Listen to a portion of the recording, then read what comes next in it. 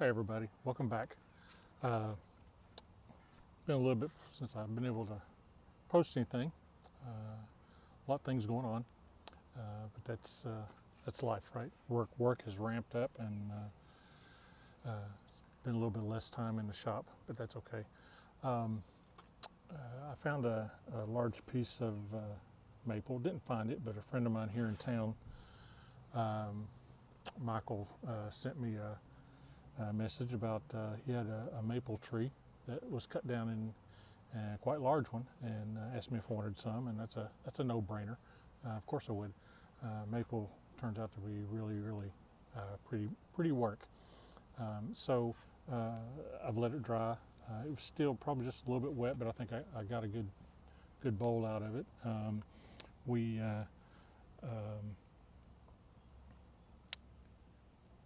developed a few cracks, like I said earlier, in the sides of them, and the resin turned out well. It polished well.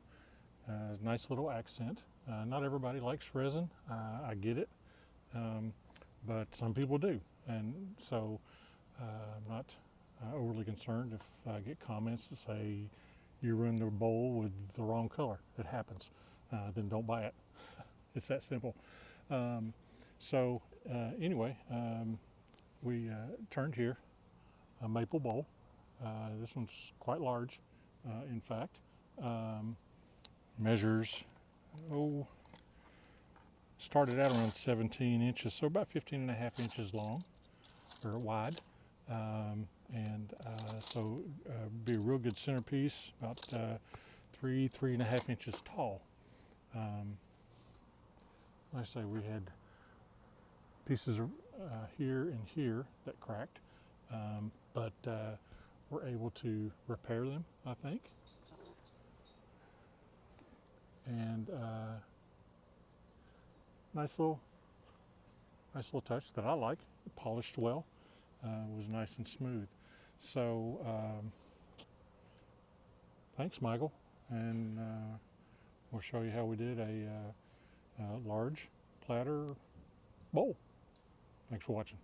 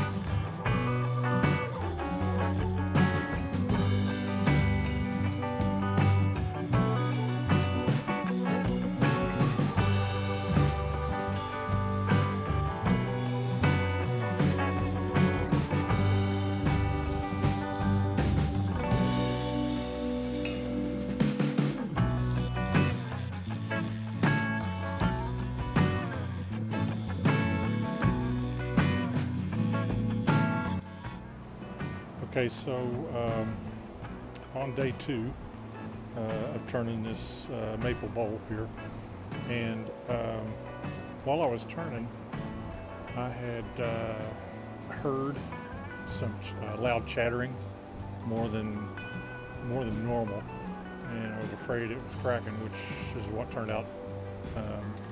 That's what it was doing. So I'll show you. I filled it with some epoxy with a little bit of green or blue tint to give it a little bit of color, and we're going to off camera we'll sand it down and maybe take some of the high spots off of it before I start turning it, and I'll do all that off camera because there's no sense in dealing with that. So let me show you what we got. Okay, so as you can see, I had some splits right in here, good size crack, and I just basically made me a little filling cup with painter's tape, and I just filled the epoxy full of that. Of course, I'm going to sand that down so it'll be smooth before I start turning and cutting. Give you a better idea right here the size of the cracks that developed. So hopefully we're also going to fill in some of that also to help eliminate some of that chatter. So as you can see, it was a good sized crack that happened, and the other one there. The epoxy should hold it just fine. Be whether or not the color is good for it or not. So we'll just have to wait and see.